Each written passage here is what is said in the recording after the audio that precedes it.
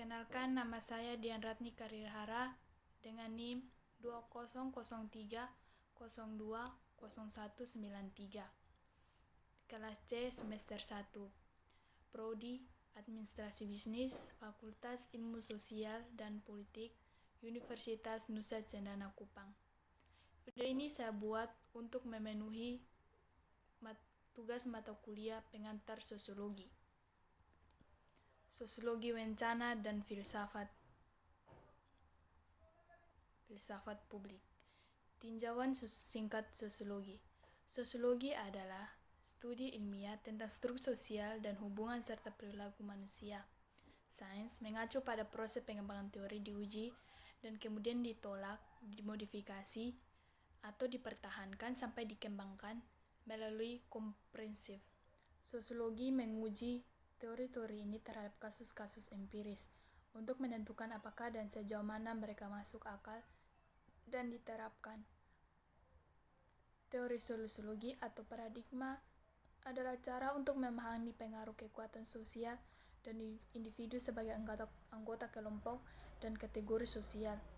Aku meletakkan istilah ilmu dan tanda kutip untuk garis bawah bahwa ilmu tidak bebas nilai, yaitu diinformasikan oleh bias teoritis dan metodologis dari peneliti, dan dipengaruhi oleh ideologi dan kepentingan peneliti. Poin yang akan dielaborasi nanti dalam beberapa bab berikut. Konstrukturalis misalnya berpendapat bahwa pengamat atau ilmuwan membatasi apa yang dapat dikatakan sains kepada kita tentang dunia alam, fisik, dan sosial, hilir di dunia di sekitar mereka, dan memahami hubungan sosial mereka dengan orang lain, disebut sebagai ideologi. Ideologi terdiri dari serangkaian nilai, asumsi, dan keyakinan yang membantu aktor sosial untuk memahami fenomena sosial kompleks yang mereka amati dan hadapi dalam interaksi mereka sehari-hari. Ini memungkinkan kita untuk menilai orang lain dan mengevaluasi tindakan dan niat mereka dan konteks hubungan dan struktur sosial bergantung pada ideologi seseorang. Aktor sosial melihat dan mengevaluasi dunia di sekitar mereka dengan cara berbeda. Sebagai ilmu, sosiologi mengembangkan teori yang menjelaskan dunia sosial. Tujuan dari sosiologi adalah untuk menawarkan objektif dan nilai netral dari dunia sosial melalui istilah dan konsep yang tidak seragam. Pengetahuan sosiologis bersifat objektif dan subjektif. Apa itu ideologi? Mengemukakan ideologi adalah salah satu konsep sentral dalam teori sosiologis. Ideologi dicirikan oleh selektivitas sebagai pelaku sosial yang pengalamannya berbeda karena misalnya hubungan keluarga, nilai dan kepercayaan, tingkat pendapatan, tempat tinggal, dan pekerjaan. Kita cenderung melihat dunia dan masalah sosial dan menafsirkan secara berbeda. Karena itu, kita cenderung mengabaikan bagaimana fenomena yang sama dipahami secara berbeda dengan orang lain, yang interpretasinya didasarkan pada nilai dan perspektif yang berbeda. Artinya, kita tidak bisa melihat dan memahami dunia dari perspektif lain.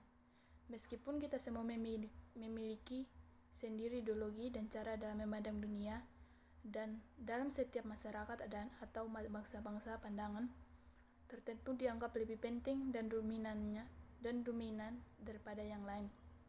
Pandangan dan ideologi kelompok dominan mempengaruhi cara kita bagaimana memahami diri kita sendiri sebagai warga negara bangsa melalui kendali mereka atas produksi pengetahuan di media sekolah seperti yang dipertahankan oleh Berger.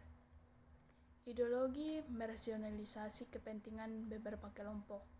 Ini mempelajari masyarakat sebagai entitas yang berbeda yang berada di luar individu dan berdiri di atasnya, atau objektif, misalnya dalam hal tingkat bunuh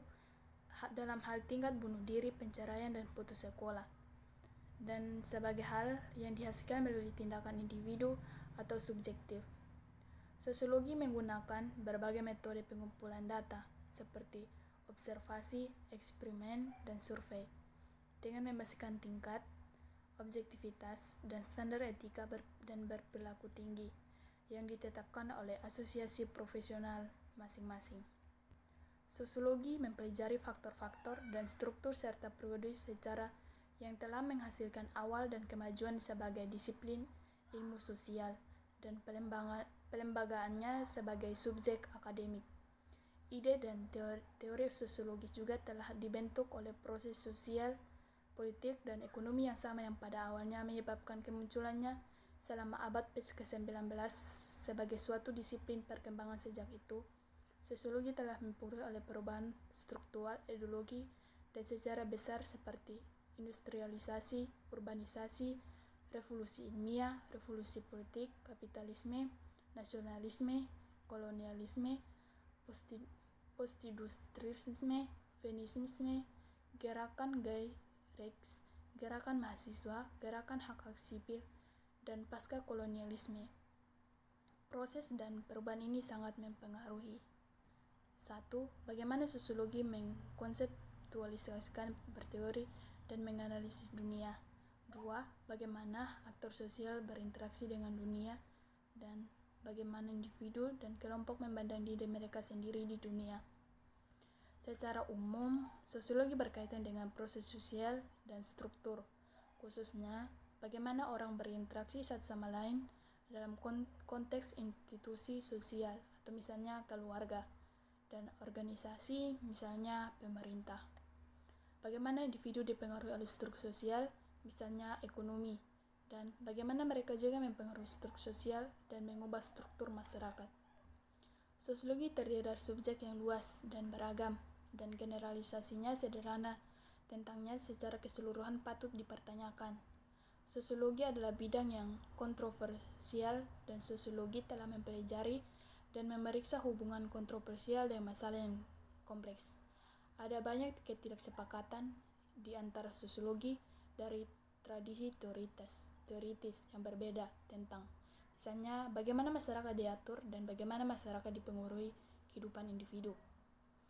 Beberapa sosiologi telah mengadopsi lensa ilmiah untuk menjelaskan kekuatan fundamental yang telah membentuk masyarakat manusia di masa lalu, sekarang, dan masa depan.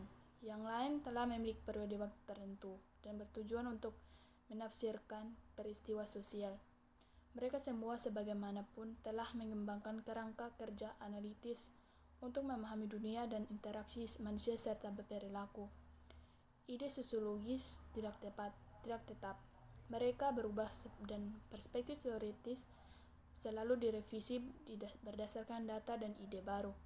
Pada saat yang sama, ide-ide yang ditolak dan dikritik sekaligus dihidupkan kembali dengan cara baru dan dalam kondisi sosial ekonomi baru. Ini disebut pergeseran paradigma. Sosiologi mengkonseptualisasikan perubahan yang telah membentuk teori dan konsep sosiologi menjadi tradisional, modern, dan postmodern, faktor dan zaman sejarah. Menegaskan sosiologi adalah disiplin ilmu kesadaran diri yang diciptakan untuk mengeksplorasikan transformasi masyarakat dari masyarakat agraris ke kapitalisme industri atau yang disebut modernitas. Dalam beberapa tahun yang terakhir, sosiologi telah berteori tentang bagaimana perubahan dalam masyarakat modern telah mengubah struktur lembaga ekonomi, norma budaya, dan hubungan sosial di era postmodernitas.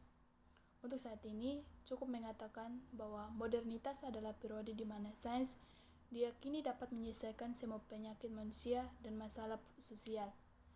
Postmodernitas mengacu pada periode di mana tujuan modernitas dipertanyakan berdasarkan kritik terhadap sains dan keyakinan bahwa sains tidak bebas nilai dan tidak mampu menyelesaikan masalah umat manusia. Kami mengeksplorasi ide-ide ini secara lebih rinci di bab berikut. Atau kritik dalam penggunaan populer dipahami sebagai mengevaluasi sesuatu secara negatif. Dalam buku ini, istilah tersebut berarti analisis yang cermat. Karenanya, mengkritik merupakan upaya pemahaman objektif untuk menentukan manfaat, kesalahan, dan atribut analisis lainnya. Ini berarti sifat sesuatu untuk menentukan ciri-ciri esensialnya dan hubungan antara mereka dalam kritik. kami mencoba misalkan fakta untuk membuat keputusan.